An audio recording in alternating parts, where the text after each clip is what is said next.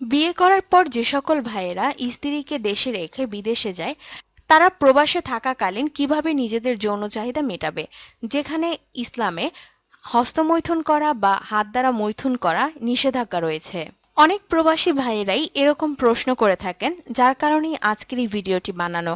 তাই অনুরোধ করব ভিডিওটি সম্পূর্ণটি দেখার জন্য, কেননা হতে পারে আপনারও হয়তো আপনার স্ত্রীকে দেশে রেখে প্রবাস জীবনযাপন করতে হতে পারে, কিংবা প্রবাসে না গেলেও এমনও হতে পারে দেশে থাকা অবস্থাতেও নিজের স্ত্রীর কাছ থেকে আপনাকে দূরে থাকতে হতে পারে অনেক দিন।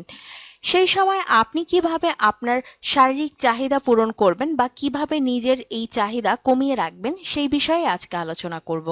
তো চলুন মূল বিষয়টি জেনে নেই। তবে তার আগে অনুরোধ করব ভিডিওতে এখনই লাইক বা লাভ রিয়াক্ট দিয়ে দিন এবং কমেন্ট বক্সে এখনই নাইস লিখে কমেন্ট করে ফেলুন। একজন পুরুষ এবং মহিলা কিন্তু বিয়ের আগে প্রায় 20 থেকে 25 বছর কিন্তু কোনো ধরনের যৌন মিলন ছাড়াই কাটিয়ে দেয়। তখন কিন্তু তার খুব একটা কষ্ট হয় না এই যৌন মিলন বা যৌন চাহিদা পূরণ করার জন্য।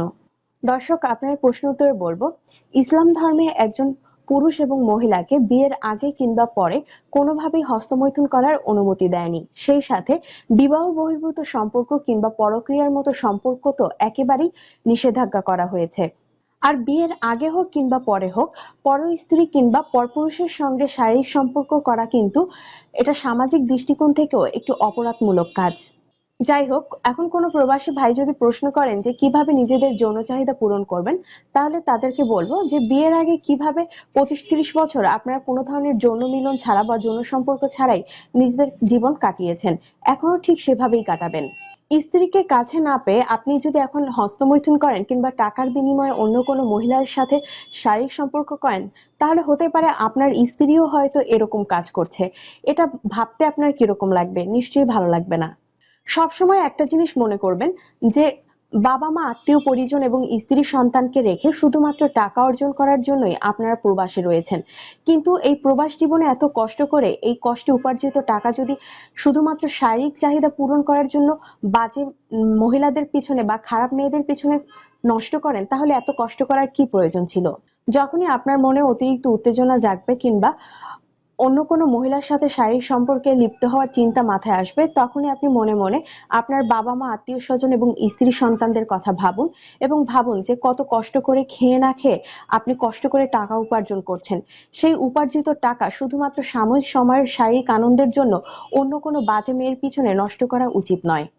এর পাশাপাশি আপনি যদি অবসর সময়গুলোতে আপনার ধর্মীয় অনুশাসনগুলো মানেন, যেমন আপনি যদি মুসলিম হন তাহলে আপনি নিয়মিত নামাজ রোজা আদায় করতে পারেন এবং অন্য যে কোনো ধর্মের হন না কেন, আপনি আপনার ধর্মের অনুশাসনগুলো মেনে চললে এরকম খারাপ চিন্তাধারাগুলো কিন্তু আপনার মাথায় আসবে না।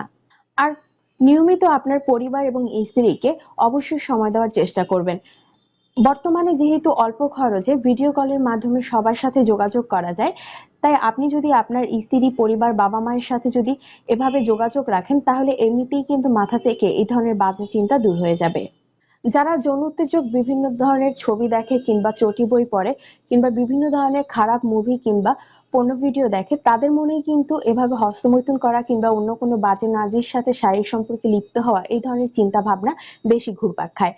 তাই তাই সবসময় চেষ্টা করবেন এই ধরনের বাজে বা যৌন উত্তেজক ছবিগুলো দেখা থেকে নিজেকে বিরত রাখার, কিংবা পর্নো ভিডিও এবং গল্পচটি এগুলো পড়া থেকে নিজেকে বিরত রাখতে। এর পাশাপাশি হস্তমৈথুন থেকেও নিজেকে বিরত রাখার চেষ্টা করবেন, কারণ এটা যে শুধুমাত্র পাপের কাজ তা কিন্তু নয়। হস্তমৈথুন করার ফলে আপনি ধীরে ধীরে কিন্তু নপুংসক হয়ে যেতে পারেন কিংবা আপনার লিঙ্গ উত্থানজনিত নানা রকম সমস্যার সম্মুখীন হতে পারেন। আশা করি বিষয়টি বুঝতে পেরেছেন। ধন্যবাদ।